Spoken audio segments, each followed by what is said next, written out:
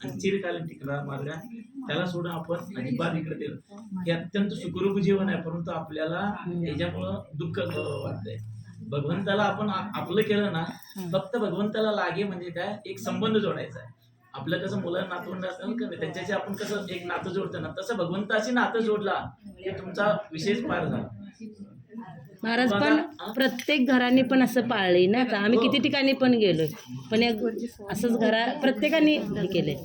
तुम्ही काय हे करा, खर्च करून काय करू नका, करू का प्रत्येक ठिकाणी नामस्मरण झालं पाहिजे, प्रत्येक घरामध्ये नामस्मरण झालं पाहिजे. कारण बाबा एवढी लोक आले ते त्याचा खर्च कसा करायचा, हा प्रत्येकाची परिस्थिती सारखी नसते. बरोबर आहे की. त्यामुळे कसं आपण कोणत्याही निरपेक्ष हेतून जो कर्म करेल ना, त्याला ह्या कलियुगात यश आहे. भले तुम्हाला पैसा मिळू द्या, नाही संपत्ती म्हणजे ऐश्वर्य म्हणजे काही नाही, परंतु आत्मिक समाधान आणि जिथं आपल्याला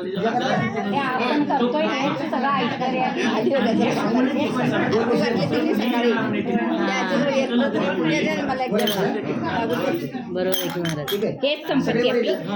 त्यामुळे धर्म म्हणजे दुसरं काय आहे की जाती व्यवस्था वर्णभेद म्हणजे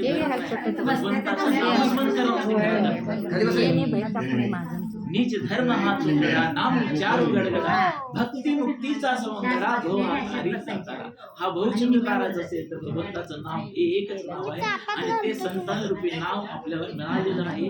त्यामुळे आपण त्या नावेत बसायचं, भवसिंधू सहजपणे आपण पार करायचं. बाबा नुसतं काम नसेल तर मी नामस्मरण, कामामध्ये काम काही मुखाने होणार बस. कोणत्याही अवस्थेमध्ये असो, कुठल्या देवाला हा निर्गुण परमात्मा असला ठेवणं, त्याला म्हणजे कोणते जाती व्यवस्था, वर्ण व्यवस्था किंवा लिंग व्यवस्था काही नाही. त्याला असेल त्या ठिकाणी तुम्ही नामस्मरण करा, हे तुमचं कारण आहे, हे तुमचं कवच आहे. जेवढं नामस्मरण करेल बघ तेवढं बाकी तुमचं त्याचं रक्षण होणार, दुसरं काही नाही. आणि भगवंताचं नाम म्हणजे निर्गुण तत्व, त्याचं स्वरूप आहे.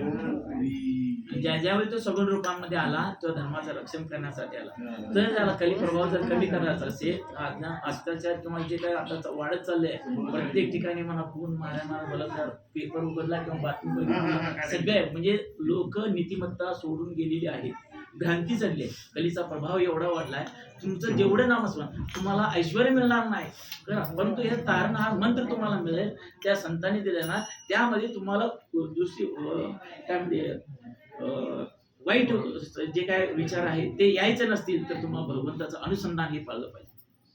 कारण जिथं भगवंताचं नाम आहे तिथं कली प्रवेश करू शकत नाही. भले तुम्हाला तो त्रास देईल, जाच करेल, परंतु तुम्हाला स्पर्श करू शकत नाही, कारण तुमच्याकडे कवच असतं, नामाचं कवच. म्हणून नामस्मरणाला अत्यंत महत्व आहे. तुम्ही आणि प्रत्येकामध्ये भेदभाव का मानायचा, बरोबर. सर्वावती राम देहादी एक, सूर्यप्रकाशक सूर्य आकाशामध्ये एकच आहे. प्रत्येक घटाघटामध्ये घट प्रत्येक वेगळा आहे. एक तांबड्या मातीचा, एक काळ्या मातीचा, अमुक आहे, तमुक आहे, स्टीलचं भांड आहे, लोखंडाचा आहे, हे सगळं एक सोन्याचं आहे, का चांदीचा आहे. प्रत्येक घट भरून ठेवलेला आहे. आपण म्हणजे घट आहे, हा देह म्हणजे मातीचा घटच आहे, हे मातीमध्ये मिळून जाणार आहे. तसं सूर्य कसं प्रत्येक घटामध्ये ठेवलेल्या पाण्यामध्ये त्याचं प्रतिबिंब मिळत आहे, तसं आपण त्या भगवंताचे प्रतिबिंब आहोत.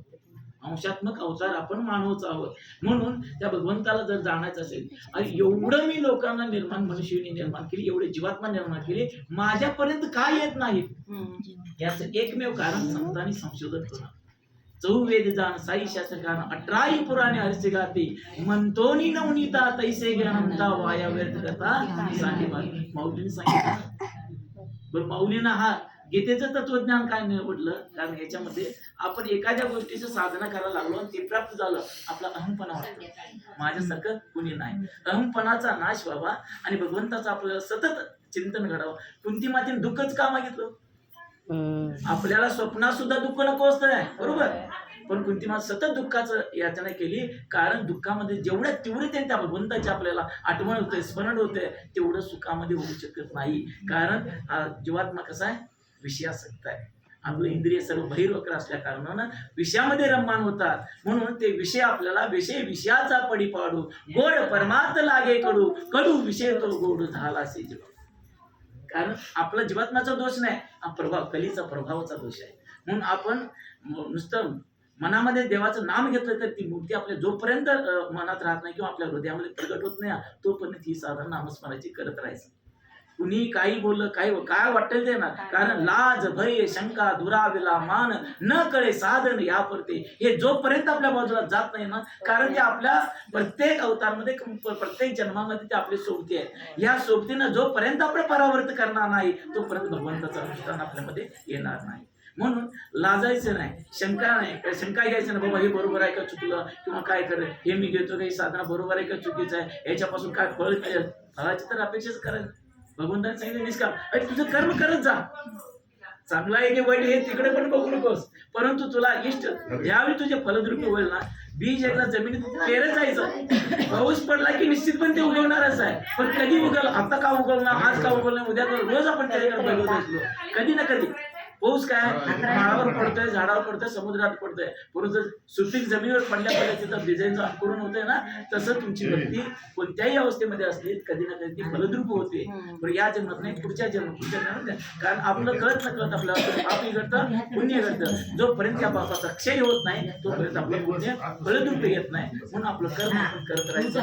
बाकी कोण काही म्हणलं ते रामकृष्ण.